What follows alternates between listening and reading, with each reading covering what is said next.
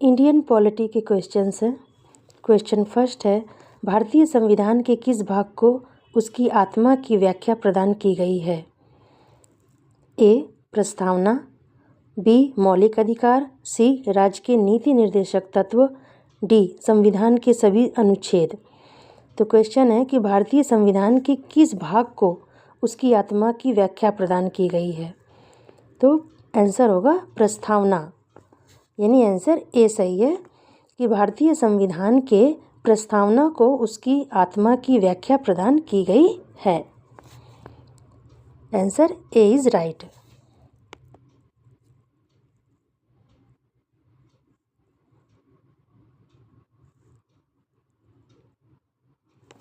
Second question है, संविधान निर्माताओं ने किस पर विशेष ध्यान दिया था? संविधान निर्माताओं ने किस पर विशेष ध्यान दिया था? ए. प्रस्तावना पर, बी. मूल कर्तव्य पर, सी. मौलिक अधिकार पर, या डी. नीति निर्देशक तत्वों पर। तो संविधान निर्माताओं ने प्रस्तावना पर विशेष ध्यान दिया था। आंसर ए सही है।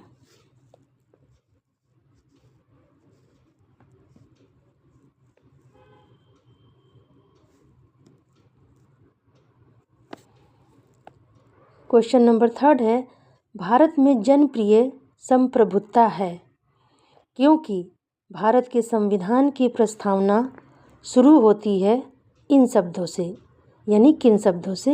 ए. लोकतंत्रवादी भारत, बी. लोक गणराज्य, सी. लोक प्रभुसत्ता, डी. हम भारत के लोग। तो इसमें आंसर सही होगा हम भारत के लोग, यानी आंसर डी सही है। भारत में जनप्रिय संप्रभुता है क्योंकि भारत के संविधान की प्रस्तावना हम भारत के लोग से शुरू होती है, यानी ये इन शब्दों से शुरू होती है कि हम भारत के लोग, भारत के संविधान की प्रस्तावना। आंसर डी सही है।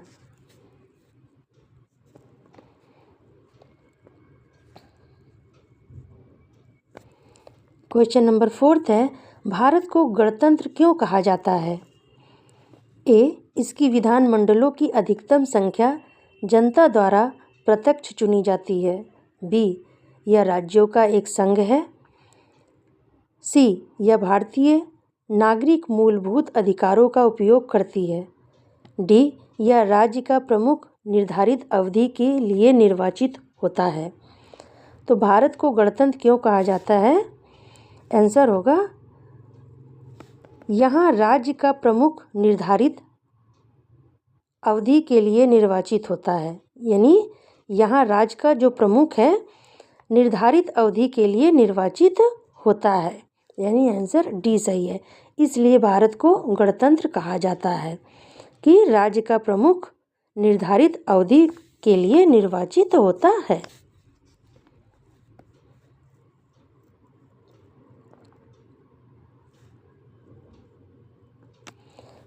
क्वेश्चन नंबर फिफ्थ है, भारत है एक धर्मनिरपेक्ष राष्ट्र, बी. हिंदू राष्ट्र, सी.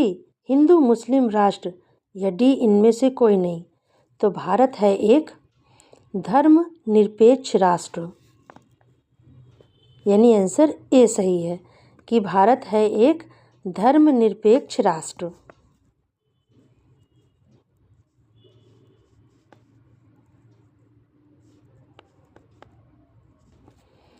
क्वेश्चन नंबर सिक्स्थ है, धर्मनिरपेक्षता का अर्थ है? ए. राज्य सरकार सभी धर्म के खिलाफ, बी. राज्य सरकार द्वारा एक धर्म को स्वीकार, सी. राज्य सरकार द्वारा किसी धर्म को स्वीकार नहीं करना, या डी. इनमें से कोई नहीं। तो धर्मनिरपेक्षता का अर्थ है राज्य सरकार द्वारा किसी धर्म को स्वीकार नहीं करना, राज्य सरकार द्वारा किसी धर्म को स्वीकार नहीं करना, यानी आंसर सी सही है। धर्मनिरपेक्षता का अर्थ है राज्य सरकार द्वारा किसी धर्म को स्वीकार नहीं करना।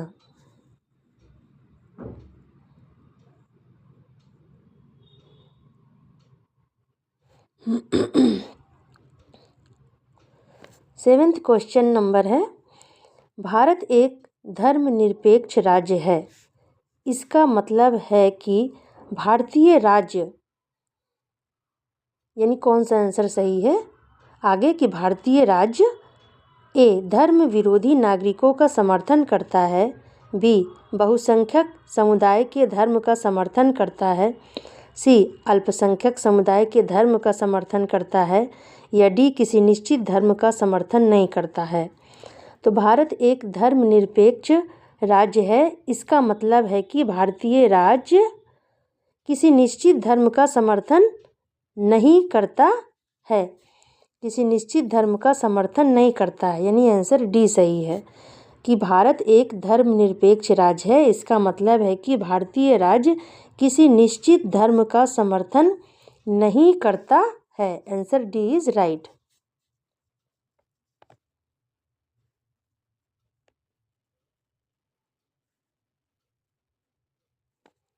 क्वेश्चन नंबर 8 है, गणतंत्र होता है ए केवल एक लोकतांत्रिक राज्य, बी अध्यक्षीय पद्धति शासन वाला राज्य, सी संसदीय पद्धति शासन वाला राज्य, या डी राज्य जहां पर अध्यक्ष वंशानुगत रूप से ना हो।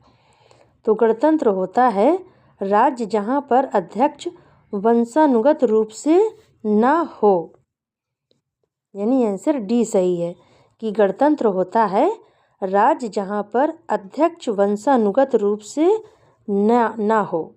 आंसर डी सही है।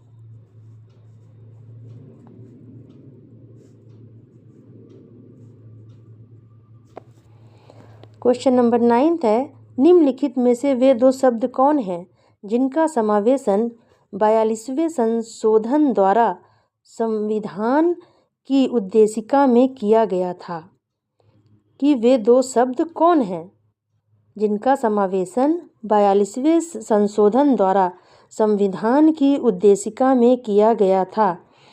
तो ए धर्मनिरपेक्ष राज्य लोकतांत्रिक, बी प्रभुत्व संपन्न लोकतांत्रिक, सी समाजवादी धर्मनिरपेक्ष, या डी धर्मनिरपेक्ष गणतंत्र। तो आंसर इसमें से होगा समाजवादी धर्मनिरपेक्ष, यानी आंसर सी सही है कि वे दो शब्द कौन से हैं। तो वे दो शब्द हैं समाजवादी धर्मनिरपेक्ष, जिनका समावेशन 42वें संशोधन द्वारा संविधान की उद्देशिका में किया गया था, यानी आंसर सी सही है। समाजवादी और धर्मनिरपेक्ष वे ही दो शब्द हैं। Answer C is right.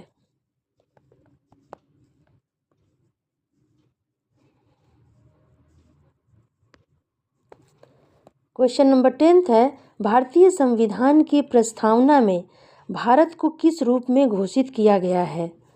ए सार्वभौम प्रजातांत्रिक गणतंत्र, बी एक समाजवादी प्रजातांत्रिक गणतंत्र, सी एक प्रभुत्व संपन्न समाजवादी धर्मनिरपेक्ष प्रजातांत्रिक गणराज्य, या डी इनमें से कोई नहीं। तो भारतीय संविधान की प्रस्तावना में भारत को किस रूप में घोषित किया गया? तो आंसर होगा एक प्रभुत्व संपन्न समाजवादी धर्मनिरपेक्ष प्रजातांत्रिक गणराज्य।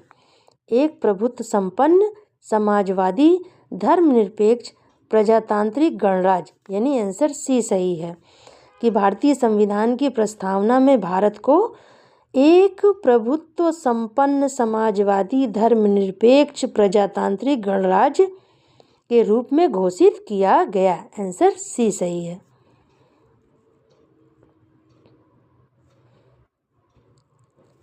क्वेश्चन नंबर 11 है, भारत एक गणतंत्र है। इसका अर्थ है, मतलब इसका क्या अर्थ है? ए सभी मामलों में अंतिम अधिकार जनता के पास है, बी भारत में संसदीय शासन व्यवस्था है, सी भारत में वंशानुगत शासक नहीं है, भारत राज्यों का एक संघ है।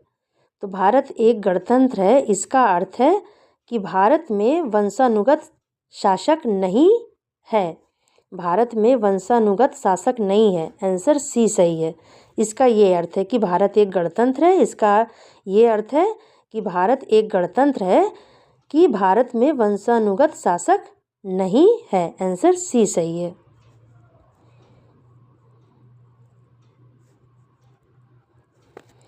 क्वेश्चन नंबर 12 है, निम्नलिखित में से कौन सा शब्द भारत के संविधान की उद्देशिका में नहीं है पूछा है।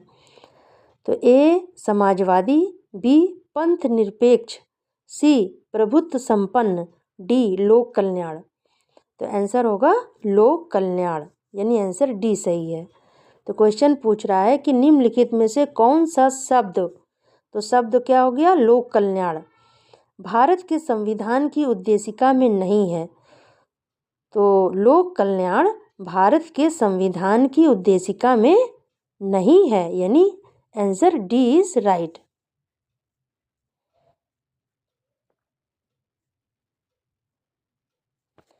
क्वेश्चन नंबर 13 है, कल्याणकारी राज्य का उद्देश्य है ए अधिकतम संख्या का अधिकतम कल्याण सुनिश्चित करना, बी कमजोर वर्गों के कल्याण का प्रबंध करना, सी सभी नागरिकों को स्वास्थ्य सुविधाएं प्रदान करना, या डी उपयुक्त में से कोई नहीं। तो कल्याणकारी राज्य का उद्देश्य है, आंसर होगा कमजोर वर्गों के कल्याण का प्रबंध करना, यानी आंसर बी सही है कि कमजोर वर्गों के कल्याण का प्रबंध करना। कल्याणकारी राज्य का उद्देश्य है कमजोर वर्गों के कल्याण का प्रबंध करना, आंसर बी सही है।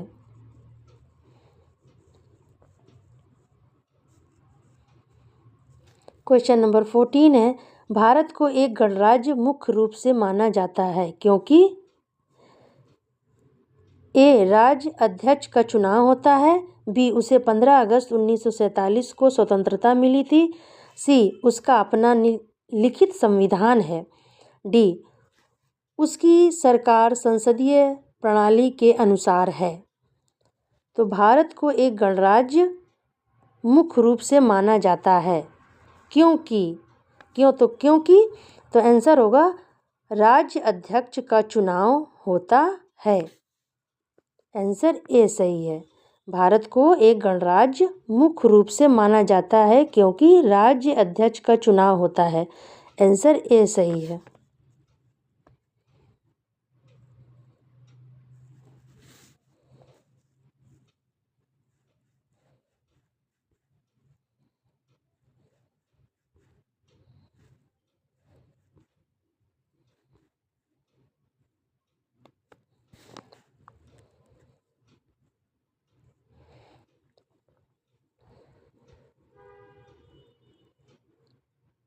क्वेश्चन नंबर 15 है, भारतीय संविधान की प्रस्तावना के सिलसिले में निम्नलिखित में से कौन क्रम सही है। भारतीय संविधान की प्रस्तावना के सिलसिले में निम्नलिखित में से कौन सा क्रम सही है। तो ए गणतंत्र जनवादी धर्मनिरपेक्ष समाजवादी सार्वभौम सत्ता संपन्न, बी सार्वभौम सत्ता संपन्न समाजवादी जनवादी धर्मनिरपेक्ष गणतंत्र, सी सार्वभौम सत्ता संपन्न जनवादी धर्मनिरपेक्ष समाजवादी गणतंत्र, डी सार्वभौम सत्ता संपन्न समाजवादी धर्मनिरपेक्ष जनवादी गणतंत्र। तो आंसर इसमें होगा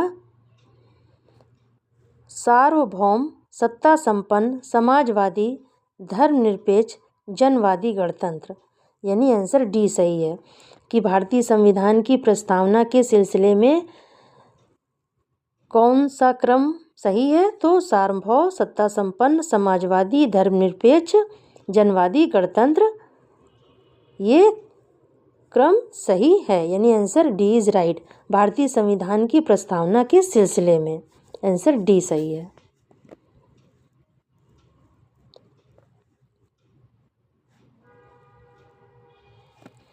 क्वेश्चन नंबर 16, संविधान की प्रस्तावना में प्रयुक्त शब्द सेकुलर का अर्थ है ए सभी नागरिकों को धर्म एवं उपासना की स्वतंत्रता, बी एक ईश्वरवाद, सी बहुदेववाद, डी सभी धर्मों की अस्वीकृति। तो संविधान की प्रस्तावना में प्रयुक्त सेक्युलर का अर्थ है सभी नागरिकों को धर्म एवं उपासना की स्वतंत्रता, यानी आंसर ए सही है।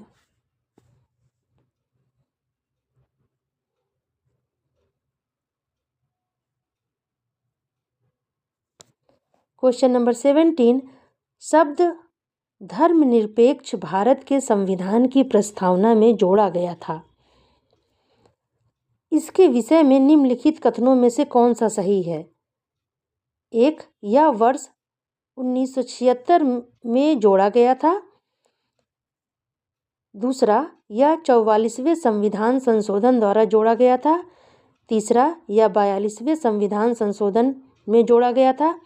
चौथा, यह मूल प्रस्तावना में था। तो उत्तर निम्न कूट से चुन कर दीजिए।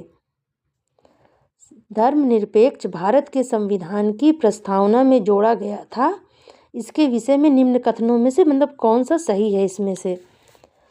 तो ए 1 और 2, बी 1 और 3, सी केवल 4, डी केवल 3। तो आंसर है 1 और 3, यानी आंसर बी सही है। तो 1 और 3 क्या है? 1 है यह वर्ष 1976 में जोड़ा गया था, ये सही है। और तीसरा है यह 42वें संविधान संशोधन में जोड़ा गया था, तीसरा सही है। तो धर्मनिरपेक्ष शब्द धर्मनिरपेक्ष भारत के संविधान की प्रस्तावना में जोड़ा गया था, यह वर्ष 1976 में जोड़ा गया था। और तीसरा सही है कि यह 42वें संविधान संशोधन में जोड़ा गया था। तो आंसर होगा 1 और 3 सही है, यानी answer B is right.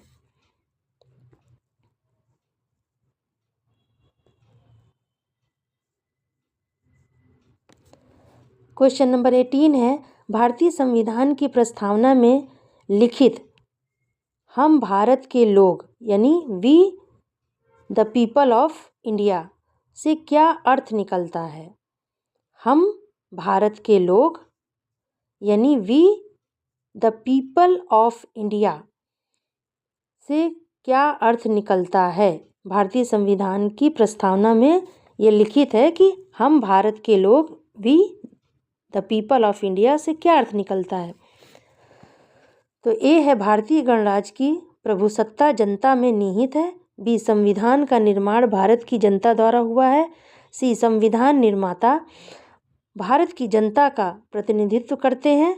D Bharat का संविधान भारत की जनता की सहमति पर आधारित है। तो हम भारत के लोग यानी we the people of India का अर्थ निकलता है संविधान का निर्माण भारत की जनता द्वारा हुआ है, यानी आंसर बी सही है कि संविधान का निर्माण भारत की जनता द्वारा हुआ है।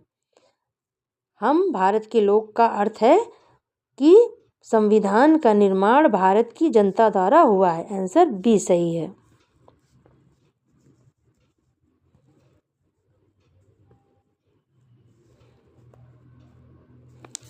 क्वेश्चन नंबर 19, समाजवाद का अर्थ है क्या? ए सामाजिक नियंत्रण, बी राष्ट्रीयकरण, सी सामाजिक न्याय, डी सामाजिक स्पर्धा। तो समाजवाद का अर्थ है, क्या अर्थ है? आंसर होगा सामाजिक न्याय, आंसर सी सही है। समाजवाद का अर्थ है सामाजिक न्याय, answer C is right.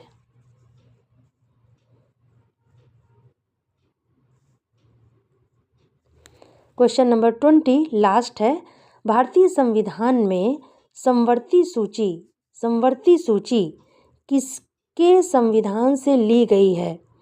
A USA, B Canada, C Germany, D Australia. तो भारतीय संविधान में समवर्ती सूची ऑस्ट्रेलिया संविधान से ली गई है, यानी आंसर डी सही है, ऑस्ट्रेलिया। भारतीय संविधान में समवर्ती सूची किसके संविधान से ली गई है? तो भारतीय संविधान में समवर्ती सूची ऑस्ट्रेलिया संविधान से ली गई है, आंसर डी इज राइट। तो ये थे मेरे इंडियन पॉलिटी के क्वेश्चन, संविधान की प्रस्तावना से है ये सारे क्वेश्चन, इम्पोर्टेंट है, देखिए पढ़िए। Thank you so much.